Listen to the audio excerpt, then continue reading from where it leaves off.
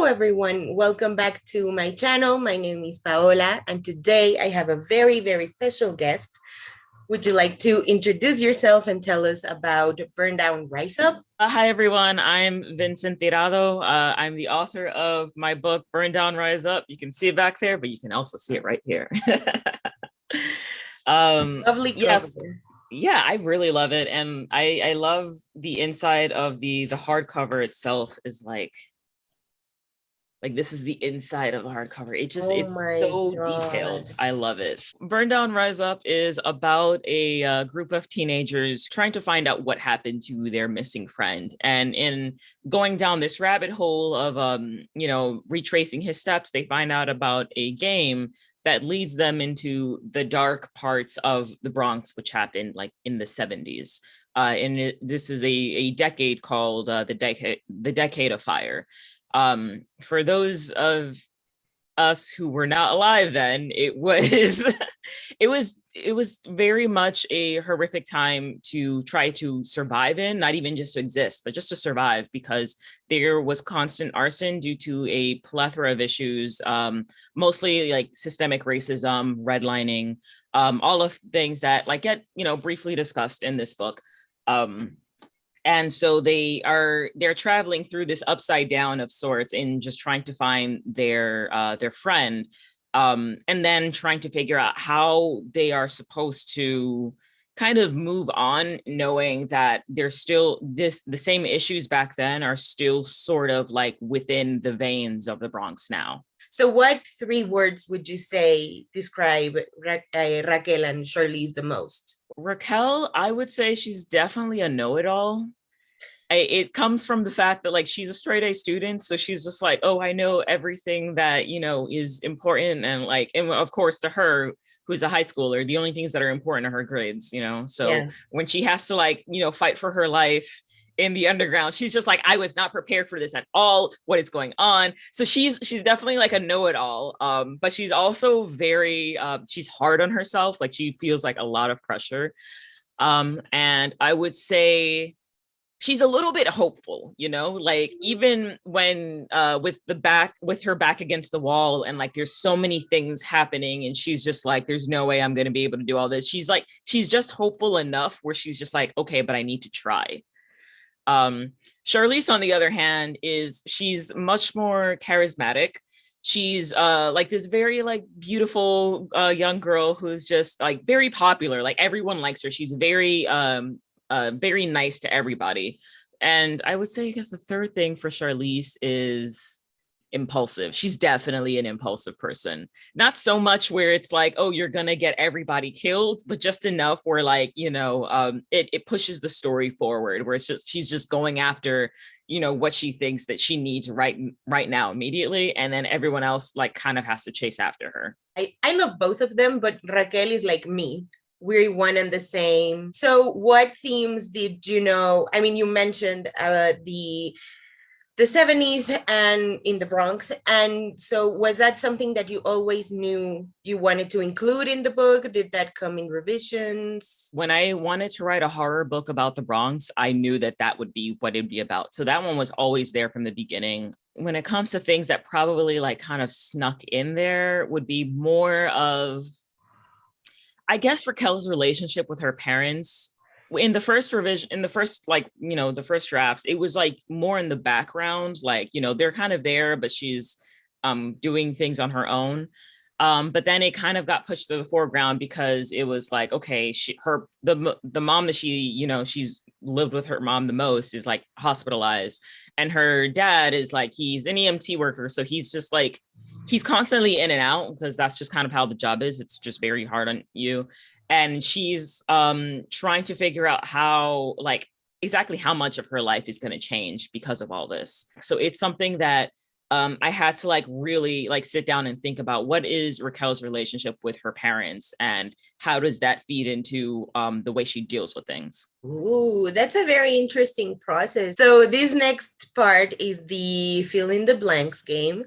So the first book I loved was I'm gonna say the Queen Geek Social Club. I remember that title because I really enjoyed the premise. The premise was always wild to me, but like I enjoyed it. The first book I bought with my own money was Catch 22.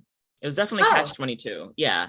I don't know why this book had to be the first thing I ever bought with my I think it was a recommendation. No, wait. No, it wasn't. The first book that I ever bought with my money was God, what was it called? What was it called? It was Their Eyes Were Watching God by oh Zora Neale Hurston. Yeah, and oh my God, that book blew my mind. I read that and I was just like, this is me. This is my life right here. I read it and I was just like, oh my God, someone has lived exactly like me in a different time. And I was so in love with it. And I was thinking I was just a teenager at that point too. The dedication actually lists the same teacher who recommended that book to me. So oh the dedication, yeah, Trisha Clark. She's in the dedication. She was the exact teacher that was just like, hey, I think you would really like Their Eyes Were Watching God. And she was right. I love that book.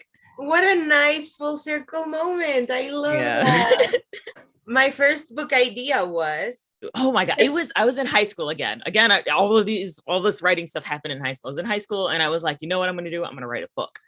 And I would like sit down in the computer lab every morning, every lunch, every break I had. And I would just be sitting down and I would type away like the next chapter or whatever. I had no idea what I was doing.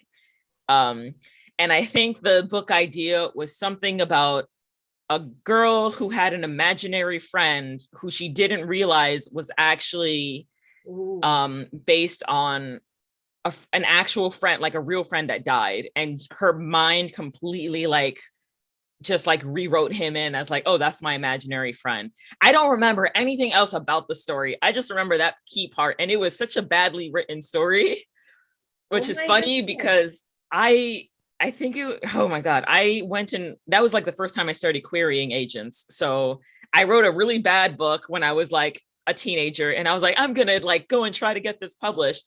Thank God no one ever picked it up because I don't think I could like live with that. the song that reminds me the most of my book is I think it's just called Riot. I'm not sure. No, it's called Start a Riot. That's what it's called. It's called Start a Riot. If you were a book, what section of the bookstore would you live in? I want to say horror because that's what I write, but my life is definitely not horrific in that sort of way. Like, Yeah. I think mine would be more, I guess I'd be like just in the fiction section, like probably among the graphic novels. I tend to think of my life in like graphic novels sort of way. Because I also do a lot of artwork in my free time, so like that's probably why. But yeah, What's something that you would like readers to take away from Burndown Rise Up? one of the reasons I decided to even write this story about the 70s, obviously I wasn't alive in the 70s. I could make a joke about Black Don't Crack, and I totally was, but I was not alive during the 70s.